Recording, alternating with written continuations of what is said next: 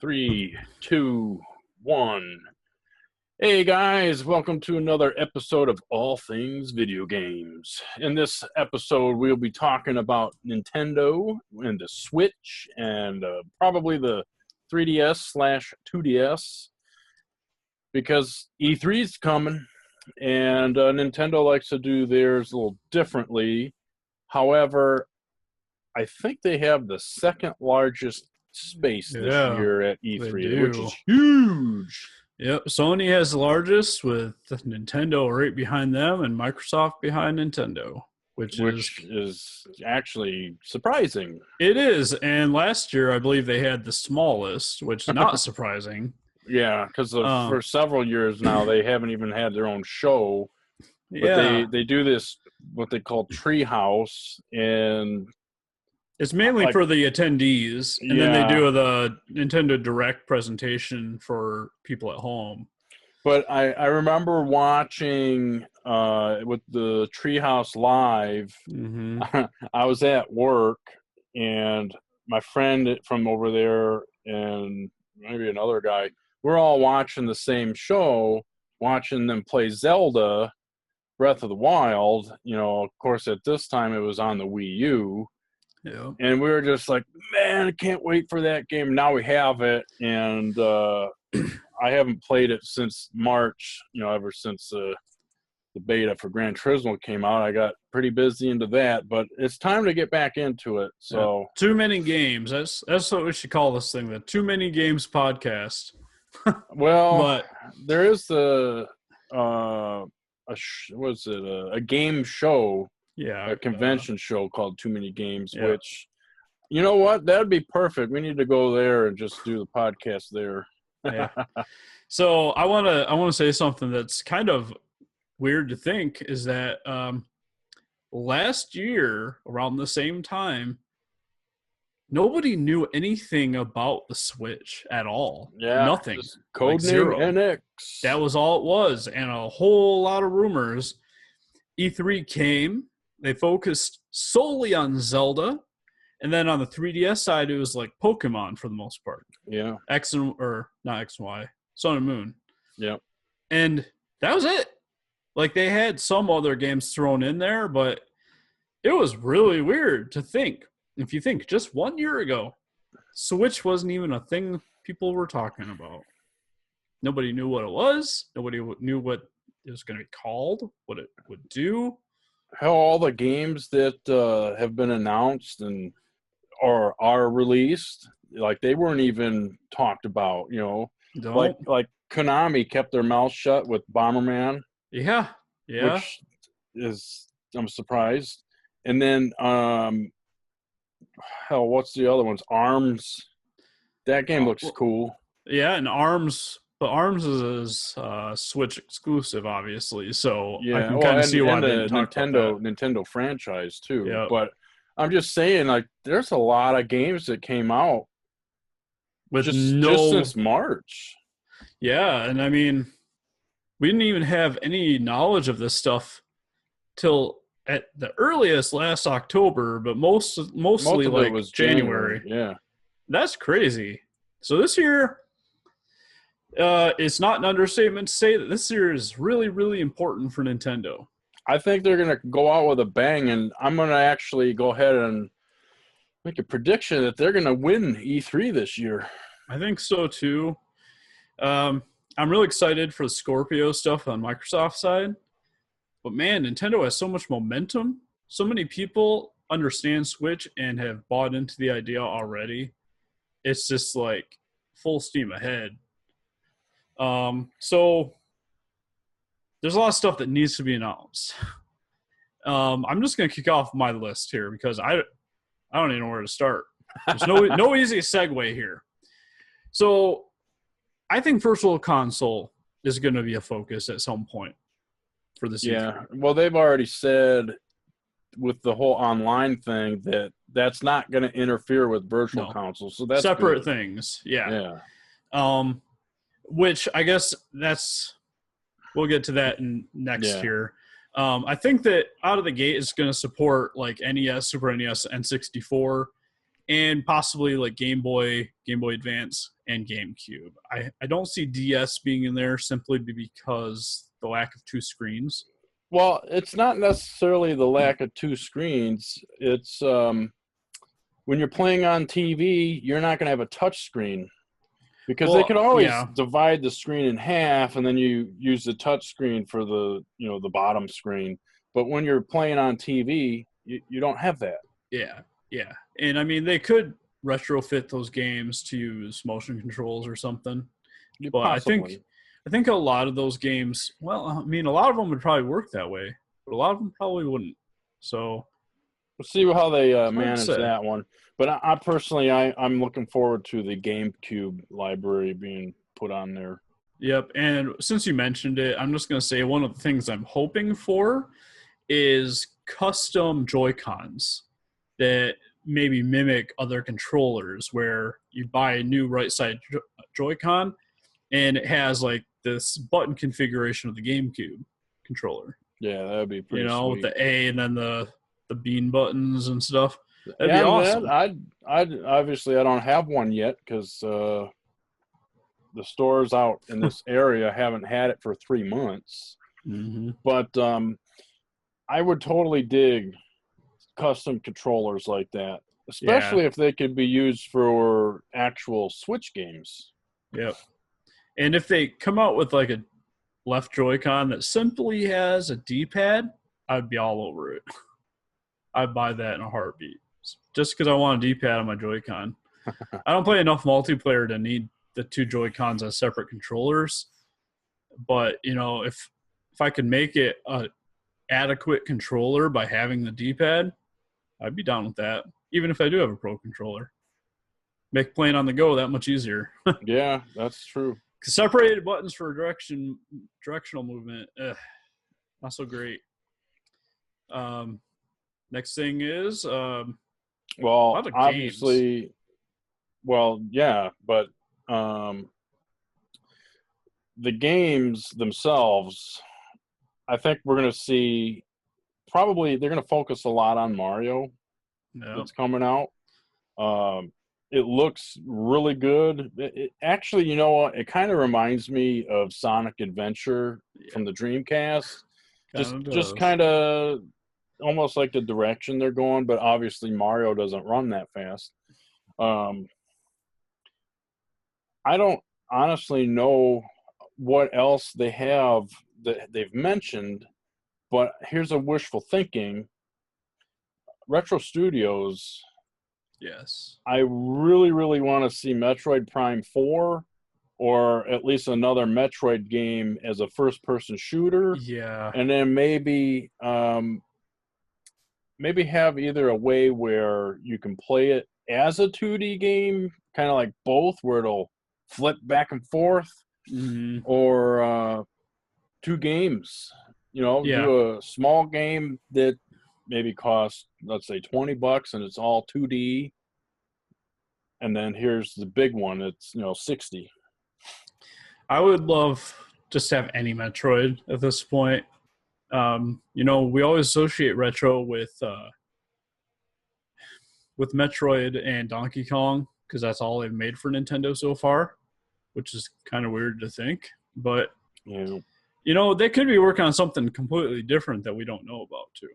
I'm fine with that too. I'd be anxious to see that as well. I don't know. Well, I do know that Splatoon, when that first come out, was that last year? Yeah, or 2 years ago. Well, it sold whatever it big.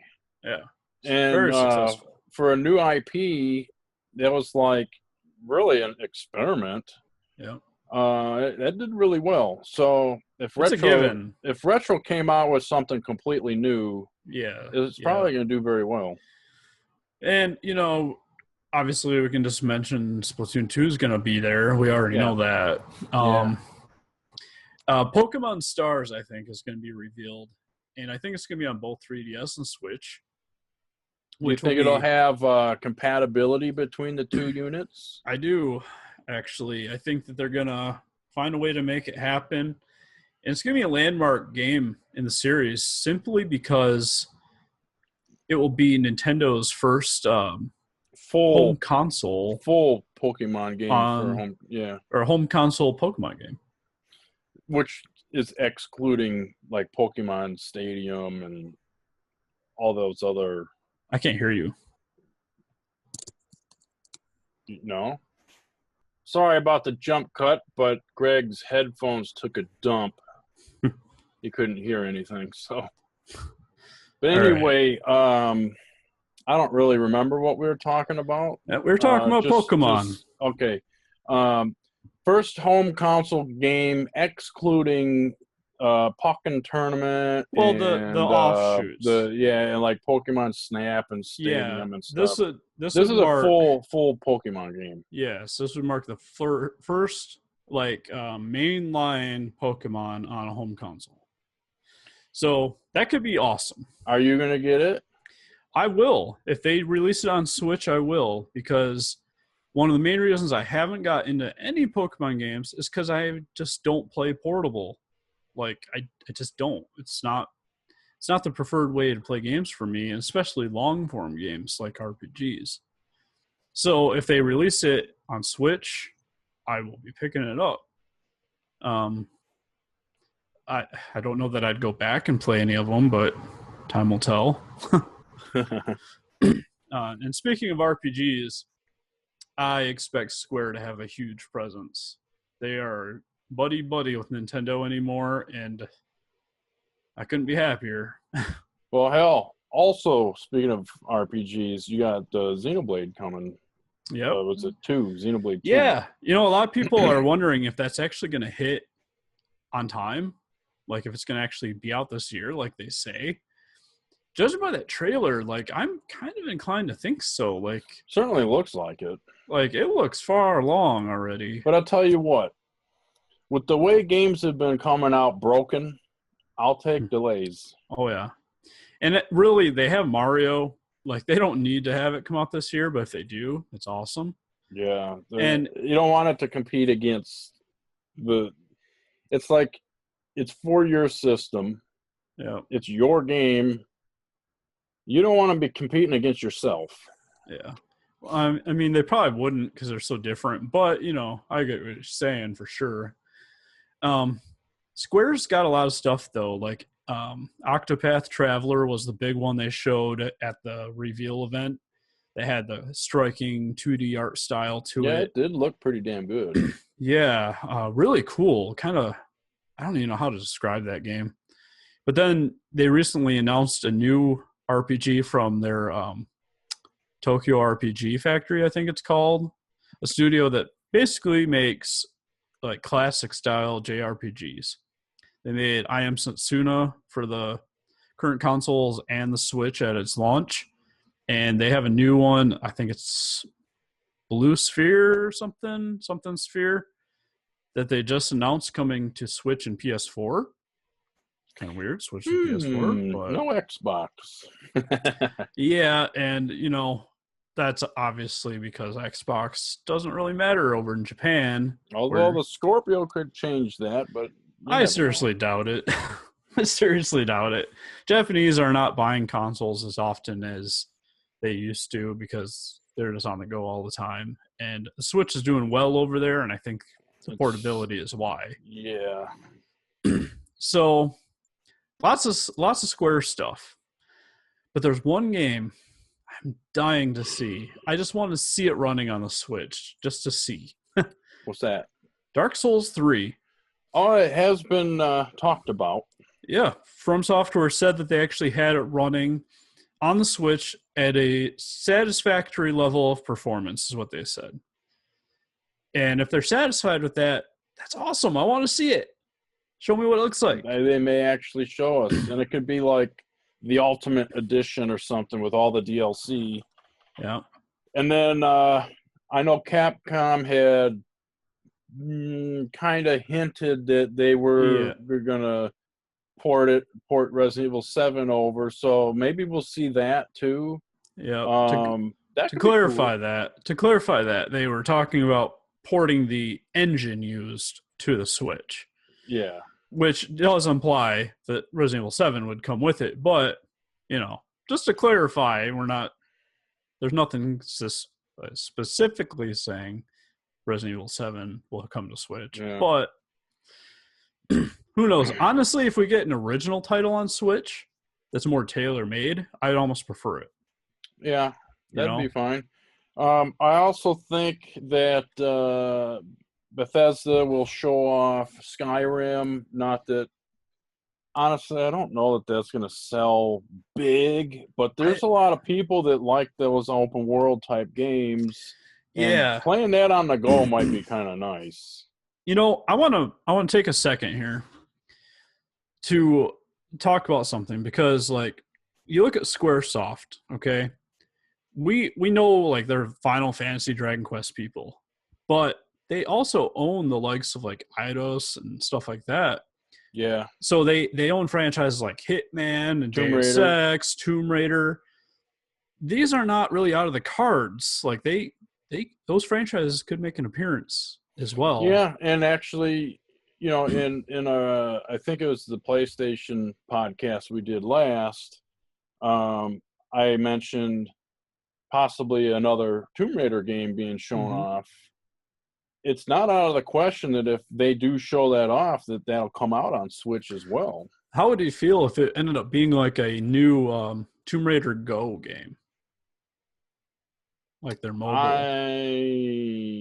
If that's what they put on the Switch, yeah, I would kind of be disappointed a little bit.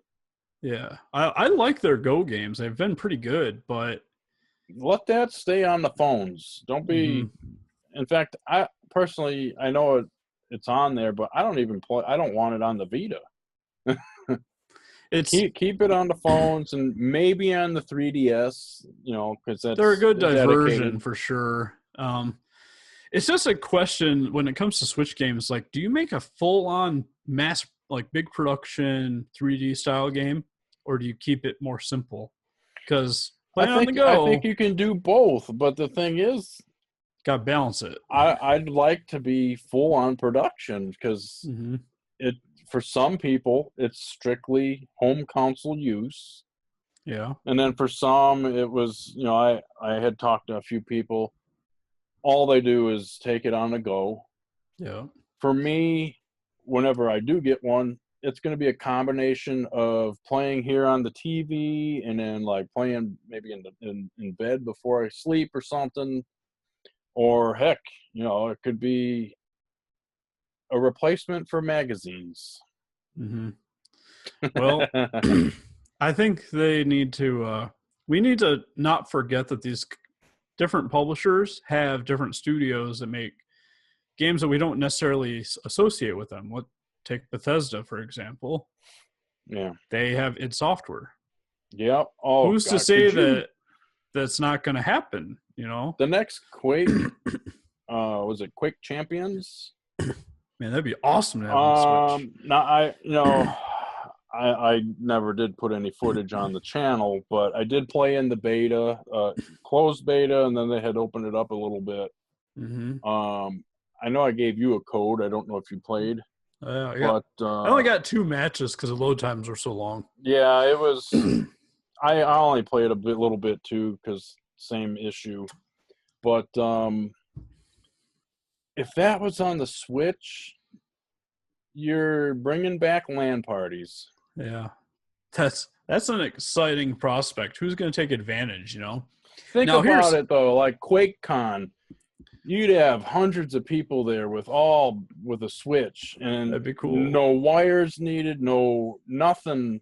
I mean, I would almost like to see classic Doom being made for Switch with all that network, all the multiplayer. Yeah, that'd be so. Or even cool. The original Quake would be sweet too.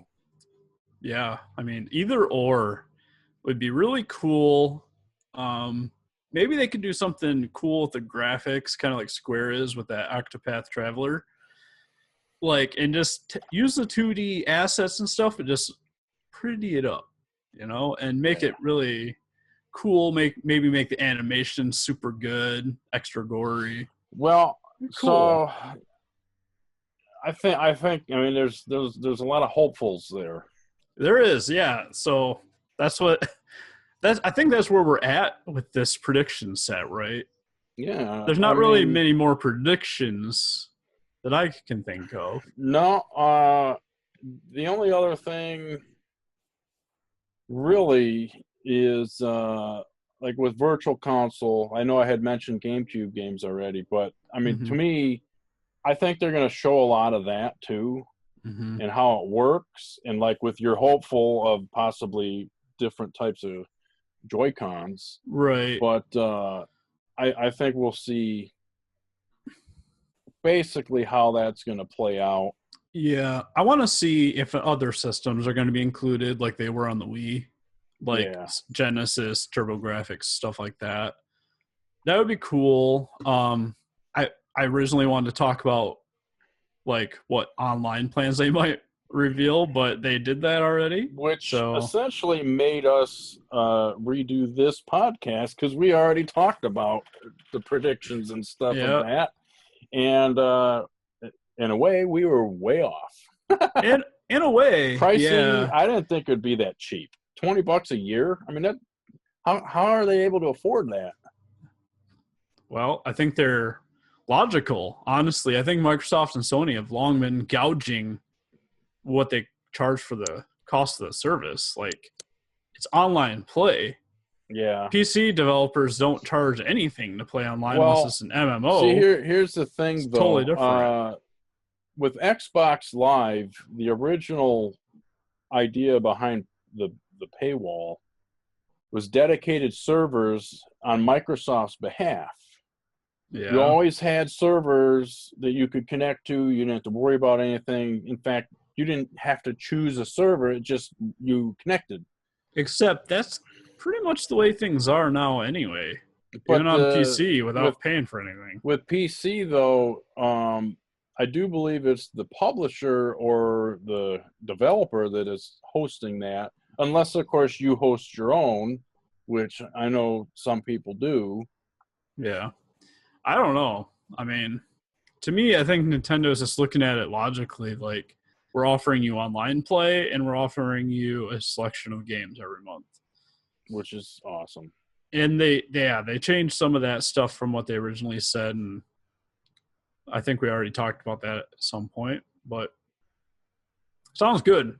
$20 a year it's cheap. Phenomenal. I can guarantee that will go up after a year or two. I almost can guarantee it. We'll see. I mean, it depends. If they sell like 70 million Switches and everyone pays the $20, that's a lot. Yeah. One last thing I do want to add is that I want to see what kind of HD remakes they're going to do now. They got the Zelda games out of the way. Maybe we'll see some Metroid Prime. Yeah. And what about some Wii U ports, like Mario Maker? That makes a lot of sense. Yeah, I mean, obviously it wouldn't be an HD remake, but just that does. Release. Or Mario Maker 2. Yeah. I mean, a sequel to it would be good. I don't know how all of it would work, but that'd be pretty nice. But anything as far as remakes go, if they can get the license, or I guess they'd have to have EA build it. Rogue Squadron, like the ones that were out on GameCube, would be awesome to have remade. I would even take those just as virtual console releases if EA would do such a thing. But that's got to be so complicated because they have Star Wars rights, but it was made by Factor 5, who doesn't exist anymore. But Nintendo owned the IP for that game, I think, right? I don't think so. It's on PC. But wasn't it published by Nintendo? Rogue Leader might have been. Rogue Squadron wasn't. The one that's on GameCube? Well, Rogue Squadron 2. Which is Rogue Leader. There was no 2. Rogue Leader was the second game.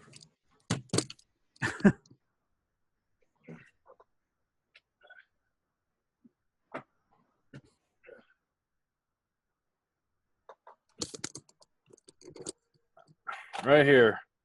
Rogue Leader, like you said, but it says Rogue Squadron 2. Oh, well, same thing. Okay, well, that's what I'm referring to, and having this little guy here come into the HD era would be awesome. Yeah. I think aside from that, I don't really have anything else to say. It's going to be a lot of surprises, I think. Um, Oh, I do have do one. I do think though that we're going to see not only a lot of Switch stuff, but a lot of 3DS stuff. Yeah. Especially with the new 2DS that was announced, which in my Yeah. opinion looks awesome. And as much as I like 3D, I might pick one of those up due to the price range. Plus, it'll play all the 3DS games. Right. There is one thing they need to clear up bad, and that is due to the recent reveal of the voice chat setup. Yeah. Try to show a picture for our viewers in case they somehow missed it. It is atrocious, and it's the first blunder they would be making with the Switch. Honestly, we were talking about it, and Rich of Review Tech had just released his video, and I had seen pictures of it slightly before that, and I showed you, and you were dumbfounded. Yeah, And I'm like, I don't understand why. I mean, why not just use a Bluetooth headset or something? I mean, like this PlayStation headset, this cable is got to be like 20 feet long or something, so it could go across the room. Why not do something like that if you don't want to use Bluetooth? Yeah, like all they need to do is come out at E3 and say, oh, we have this really cool app. You can do this, this, and this, and you'll need this little dongle to use it. But if you choose not to do that, you can absolutely just plug in your own headset or sync a Bluetooth set and do it that way. I certainly hope that's the case. That would save this whole train wreck of a situation. Yeah, and here's the thing, too. Bad press is still press. Mm-hmm. So this incident here, Nintendo's in the spotlight. Yeah. So come E3, next week, they're everyone's all eyes on Nintendo, and for whatever reason, I'm kind of thinking they're going to blow out everybody out of the water with some announcements on this stuff, and people are going to be like, "Oh, I didn't think of that." But then again, Rich brought up some pretty incredible things with all the dongles you would need for that damn thing. I mean, think about it. He did a good job. He did a good job because I was just trying to follow him, and it was just like, oh, I can't think about all this shit right now. It's too many things.